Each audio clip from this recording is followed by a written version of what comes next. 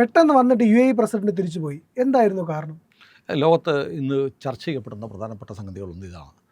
UAE president Muhammad bin Zayed Al Nahyan ഇന്ത്യയിലേക്ക് വരുന്നു.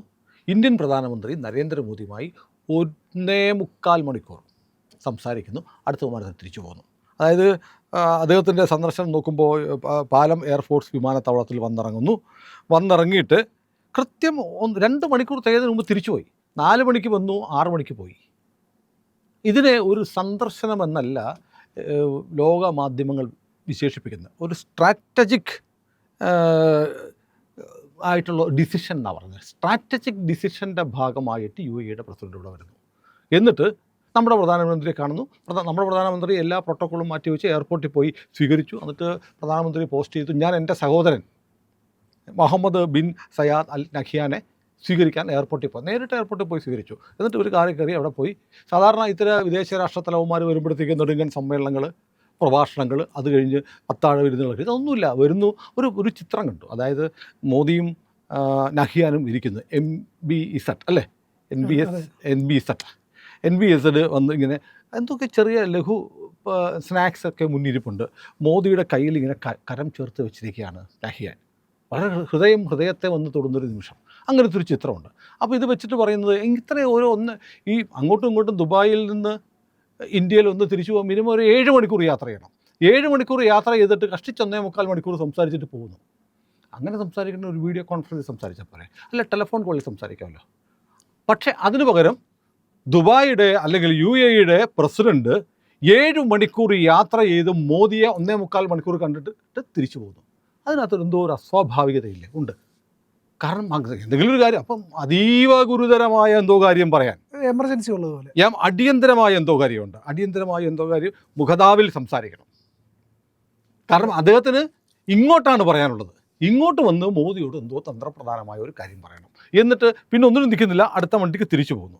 ഇതൊരു G2G ഡിപ്ലോമസി എന്നൊക്കെ പറഞ്ഞിട്ടാണ് ഈ ഡിപ്ലോമാറ്റിക് സൈറ്റുകളിലൊക്കെ ലേഖനങ്ങളൊക്കെ ഞാൻ കണ്ടത്. ഞാനിത് രാജ്യാന്തര വാർത്താ പോർട്ടലുകളൊക്കെ തിരഞ്ഞു.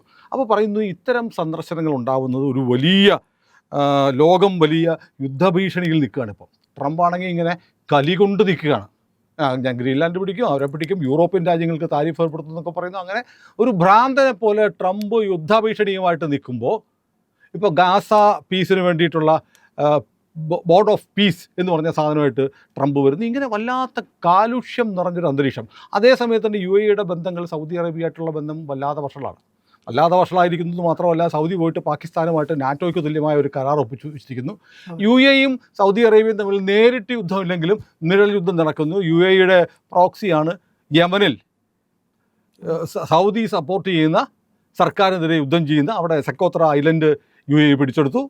പിന്നീട് എന്ത് ചെയ്തു? പിന്നീട് അവിടെ പ്രധാനപ്പെട്ട എണ്ണപ്പാടങ്ങൾ പിടിച്ചെടുത്തിരുന്നു. അങ്ങനെ വല്ലാത്ത സംഘർഷം. 2 രാജ്യങ്ങളും തമ്മിൽ, ഇസ്ലാമിക രാജ്യങ്ങളാണെങ്കിലും 2 കൂട്ടരും തമ്മിലുള്ള ബന്ധം വല്ലാതെ ശൈഥില്യത്തിലായിരിക്കുകയാണ്. അപ്പോൾ സൗദി അറേബ്യ വളരെ പെട്ടെന്ന് പാകിസ്ഥാനുമായി സഖ്യത്തിലേർപ്പെടുന്നു. പാകിസ്ഥാനുമായുള്ള സഖ്യം എന്ന് പറയുമ്പോൾ വെറുതെ ഒന്നുമില്ല. പാകിസ്ഥാൻ ഒരു ന്യൂക്ലിയർ രാജ്യമാണ്. ആണവശേഷിയുള്ള രാജ്യവുമായി UAE ശത്രു രാജ്യം ഉള്ളിൽ ശത്രുതയുള്ള രാജ്യമായ സൗദി ഏർപ്പെടുന്നു. കാരണം 2 രാജ്യങ്ങളും തമ്മിൽ എണ്ണയുടെ പേരിൽ ബിസിനസ്സിൻ്റെ കാര്യത്തിലൊക്കെ മത്സരമാണ്. UAE ഞങ്ങളാണോ സൗദിയാണോ വലുതെന്നുള്ളൊരു മത്സരം മുറുകിക്കൊണ്ടിരിക്കുമ്പോൾ ഒരാണവശേഷിയുള്ള രാജ്യവുമായി പരസ്പരം ആക്രമിക്കപ്പെട്ടാൽ സംരക്ഷിക്കപ്പെടും എന്നുള്ള കരാറിൽ ഏർപ്പെടുന്നു. അപ്പോൾ UAE സംബന്ധിച്ച് UAE നിലനിൽപ്പിന് ഈ മേഖലയിൽ തന്നെ UAE സൗദിയും പാകിസ്ഥാനും ഇന്ത്യയൊക്കെ ഉൾപ്പെടുന്ന ഈ മേഖലയിൽ UAE പ്രബലമായ ഒരു സഖ്യം ആവശ്യമുണ്ട്. എങ്ങനെയുള്ള രാജ്യവുമായിട്ട്? ന്യൂക്ലിയർ പവറുള്ള ഒരു രാജ്യവുമായി സഖ്യം ആവശ്യമുണ്ട്. അതുകൊണ്ട് UAE പ്രസിഡന്റ് അതിവേഗത്തിൽ ഇന്ത്യയിലേക്ക് വരുന്നു എന്നാണ് ഒരു വ്യാഖ്യാനം. ആ വ്യാഖ്യാനം ശരിയാണെന്ന് തോന്നുന്നു. കാരണം കഷ്ടിച്ച് 3 ആഴ്ച മുമ്പാണ് നമ്മുടെ പാർലമെൻറ്റ് ഒരു ബില്ല് പാസ്സാക്കി. ശാന്തി ബില്ലെന്നാണ് പറയുന്നത്.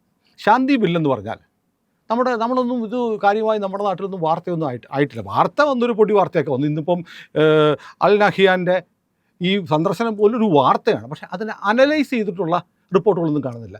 3 ആഴ്ചയ്ക്ക് മുമ്പാണ് നമ്മൾ ശാന്തി ബില്ലെന്ന് പറഞ്ഞൊരു ബില്ല് പാസ്സാക്കിയിട്ട് നമ്മുടെ ആണവ കേന്ദ്രങ്ങൾ, സ്വകാര്യ മേഖലയിൽ ചെറിയ റിയാക്ടറുകൾ, ചെറിയ പവർ സ്റ്റേഷനുകളൊക്കെ ആരംഭിക്കാനുള്ള ഒരു ബില്ല് പാർലമെൻറ്റ് പാസ്സാക്കി. ഇനി വേണമെങ്കിൽ ഇന്ത്യയിൽ വേണമെങ്കിൽ ഒരു ആണവ കേന്ദ്രം തുടങ്ങാം, നിബന്ധനകൾക്ക് വിധേയമായിട്ട് ചെറിയൊരു റിയാക്ടർ ഉണ്ടാക്കാം. ഇന്നലത്തെ കരാറ് കഴിഞ്ഞപ്പോൾ 1.25 മണിക്കൂറിൻ്റെ കരാറ് കഴിഞ്ഞപ്പോൾ ഇന്ത്യ ഒപ്പുവെച്ചിരിക്കുന്ന 2 പ്രധാനപ്പെട്ട കാര്യങ്ങളിലൊന്ന് ഇന്ത്യയും UAEയും തമ്മിൽ തന്ത്രപ്രധാനമായ സൈനിക ബന്ധമുണ്ടാക്കാൻ തീരുമാനിച്ചു. നോക്കൂ, പാകിസ്ഥാനുമായിട്ട് സൗദി ഉണ്ടാക്കിയപ്പോൾ UAE ഇന്ത്യയുമായി മിലിറ്ററി കരാർ ഏർപ്പെടുത്തും. എന്തൊക്കെയുണ്ടെന്നറിയോ? അതാണ് ഏറ്റവും രസം. നമ്മൾ അവർക്ക് സൈനിക പരിശീലനം, ആയുധങ്ങളുടെ നിർമ്മാണം, ടെക്നോളജി കൈമാറ്റം അടക്കമുള്ള ഒരു കരാർ. അപ്പോൾ ഇന്ത്യ ഉണ്ടാക്കുന്ന വികസിപ്പിക്കുന്ന ആയുധങ്ങളൊക്കെ അവർക്ക് കൊടുക്കും. അങ്ങനെ അവിടുന്ന് വാങ്ങാനൊന്നുമില്ല. അപ്പോൾ ഇന്ത്യ സൈനികമായി UAEയെ സഹായിക്കാൻ തീരുമാനിച്ചിരിക്കുന്നു. അതിൻ്റെ ഭാഗമായി ISROയുടെ സംവിധാനങ്ങൾ UAEക്ക് ഉപയോഗിക്കാൻ കൊടുക്കും. അവരുടെ സാറ്റലൈറ്റുകൾ നിർമ്മിക്കാം, സാറ്റലൈറ്റുകൾ വിക്ഷേപിക്കാം. അങ്ങനെ ISRO ഈ പദ്ധതിയിൽ ഉൾപ്പെടുന്നു. പക്ഷേ ഞാൻ കാണുന്നത് അതിനേക്കാൾ ഏറ്റവും പ്രധാനപ്പെട്ട ഒരു കാര്യം, UAEയിൽ ഇന്ത്യ ശാന്തി ബില്ലിൻ്റെ ഭാഗമായി യുണൈറ്റഡ് അറബ് എമിറേറ്റ്സിൽ ഇന്ത്യ ആണവ റിയാക്ടറുകൾ നിർമ്മിച്ചു കൊടുക്കും. എന്ന് പറഞ്ഞാൽ നിങ്ങൾ പാകിസ്ഥാനുമായിട്ടൊരു കരാർ ഉണ്ടാക്കി സൗദി എങ്കിൽ ഇന്ത്യ UAEയിൽ ഉണ്ടാക്കി കൊടുക്കാൻ പോകുന്ന ആണവ കേന്ദ്രങ്ങൾ ഉണ്ടാക്കാൻ പോകുക എന്ന് പറഞ്ഞാൽ ഇന്ത്യയുടെ സഹായത്തോടെ യുണൈറ്റഡ് അറബ് എമിറേറ്റ്സ് പതുക്കെ ഒരു ആണവ രാജ്യമായി മാറാൻ പോകുന്നു.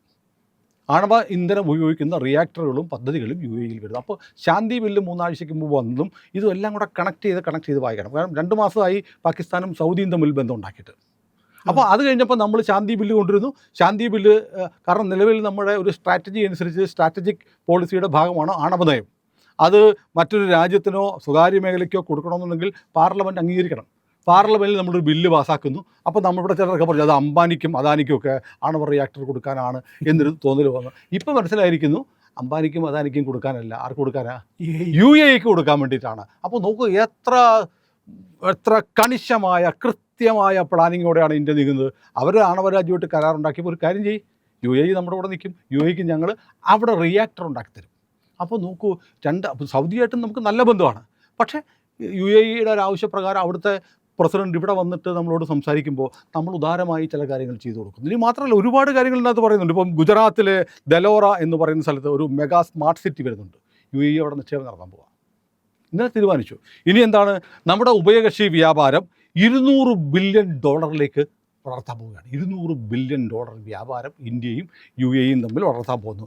ഈ ഇന്ത്യൻ റുപ്പിയും ദിർഹവും തമ്മിലുള്ള വിനിമയത്തിൻ്റെ കാര്യത്തിലും ചില നിർണായക തീരുമാനങ്ങൾ എടുത്തിട്ടുണ്ട് എന്ന് കേൾക്കുന്നു. അതിൻ്റെ വിശദാംശങ്ങൾ വന്നിട്ടില്ല. പിന്നെ മറ്റൊന്ന്, അഡ്നോക് എന്ന് പറയുന്ന അവിടുത്തെ പ്രധാനപ്പെട്ട പ്രകൃതിവാത LNG കമ്പനിയിൽ നിന്ന് ഇന്ത്യക്ക് നിർബാധം ഓരോ വർഷവും 0.5 മില്യൺ മെട്രിക് ടൺ പ്രകൃതിവാതകം തരും. എന്ന് പറഞ്ഞാൽ ഇന്ത്യക്ക് ആവശ്യമുള്ള LNG വലിയ തോതിൽ ഒരു തടസ്സവുമില്ലാതെ UAE തരാമെന്നുള്ള കരാർ ഒപ്പുവെച്ചു. അങ്ങനെ പിന്നെ മാത്രമല്ല, ന്യൂക്ലിയർ റിയാക്ടറിൻ്റെ പറഞ്ഞു, പിന്നെ ഡാറ്റാ സെൻറ്ററിൽ UAE നിക്ഷേപിക്കും. അങ്ങനെ ഡിഫൻസ് പാർട്ട്ണർഷിപ്പ് ഫ്രെയിം വർക്ക് എഗ്രിമെൻ്റാണ് നമുക്ക് പ്രതിരോധ രംഗത്തുണ്ടാക്കിയിരിക്കുന്ന കരാറ്. അതിനകത്ത് പ്രതിരോധ വ്യവസായ രംഗത്ത് സഹകരണം. നോക്കൂ, പ്രതിരോധ വ്യവസായ രംഗത്ത് നമ്മൾ സഹകരിക്കണം എന്ന് പറയുമ്പോൾ അതിനൊരു രസകരമായൊരു കാര്യമുണ്ട്. ഇന്ത്യയുടെ പ്രതിരോധ രംഗത്ത് മറ്റൊരു സഹകരിക്കുന്ന രാജ്യം ആരാണെന്നറിയോ? ഇസ്രയേലാണ്.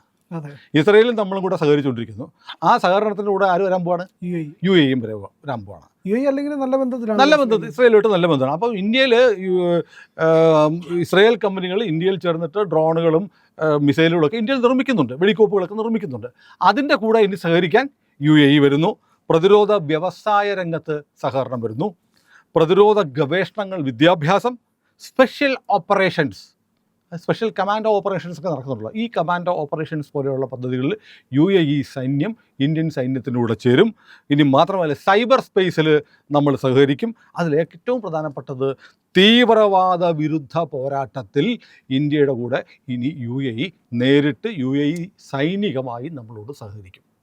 അപ്പോൾ ഇതിൻ്റെയൊക്കെ വ്യാപ്തി എത്രത്തോളം എന്നുള്ളത് വരുന്ന ആളുകൾ നമ്മൾ അറിയാൻ പോകുന്നുള്ളൂ. പക്ഷേ അതിനകത്ത് ഏറ്റവും തന്ത്രപ്രധാനമായിട്ട് എനിക്ക് തോന്നിയ 3 പോയിന്റുകളാണ്. ഒന്ന്, ശാന്തി ബില്ലിൻ്റെ ഭാഗമായി UAEക്ക് നമ്മൾ ആണവശക്തിയുള്ള രാജ്യം, ആണവശക്തി ഉപയോഗിക്കാൻ അവരെ പര്യാപ്തരാക്കുന്നു.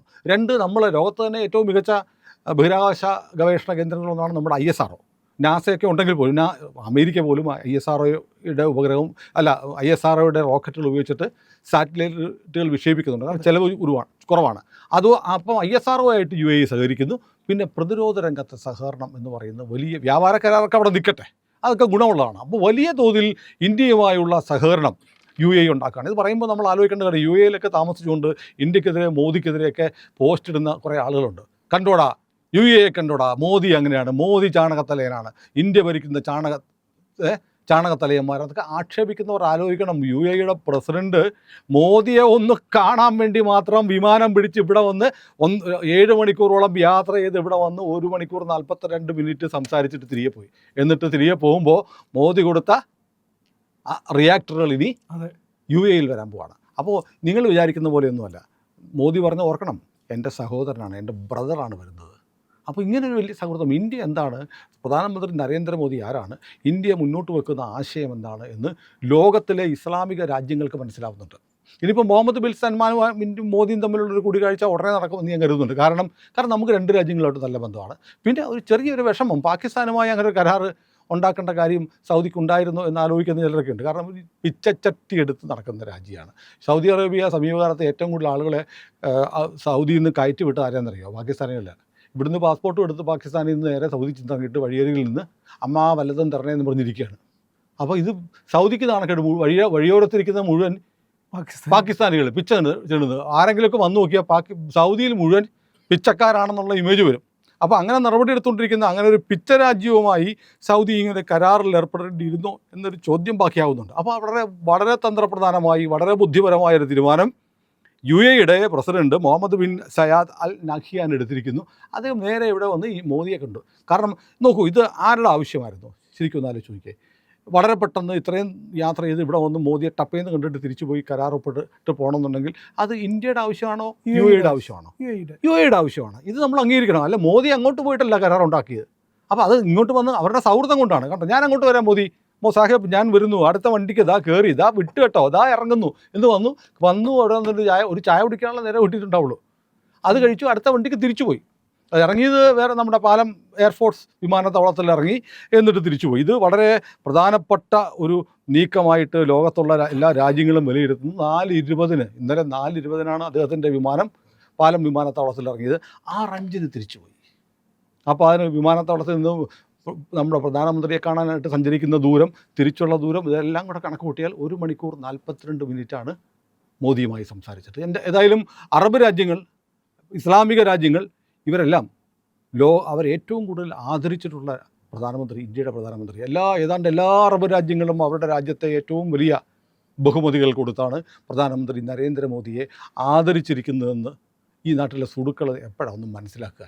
ഏതായാലും UAEയിൽ ഇനി വൈദ്യുതി ഉണ്ടാവും. ആ വൈദ്യുതി ഉണ്ടാവാൻ പോകുന്നത് ഇന്ത്യയുടെ റിയാക്ടറുകളിൽ നിന്നായിരിക്കും എന്നുള്ളത് വലിയ വാർത്തയാണ്. UAE ഒരു പക്ഷേ ഇന്നല്ലെങ്കിൽ നാളെ ഇന്ത്യയുമായി സഹകരിച്ച് UAEക്ക് ഒരു ആണവ ബോംബൊക്കെ ഉണ്ടാകുന്ന കാലം അധിക വിദൂരത്തൊന്നും ആയിരിക്കില്ല. ആകാശ സിസ്റ്റവും നമ്മൾ കൊടുക്കുകയാണ്. നമ്മൾ നമ്മുടെ എല്ലാം കൊടുക്കുകയാണ്.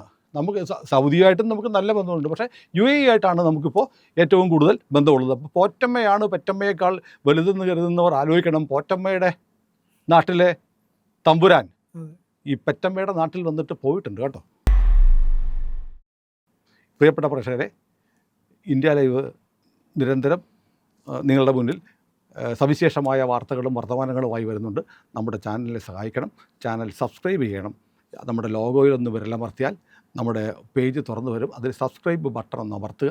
തൊട്ടുപുറത്തുള്ള ബെൽ ഐക്കണും അമർത്താൻ മറക്കാതിരിക്കുക. ഇന്ത്യ ലൈവിനൊപ്പം സഞ്ചരിക്കുക.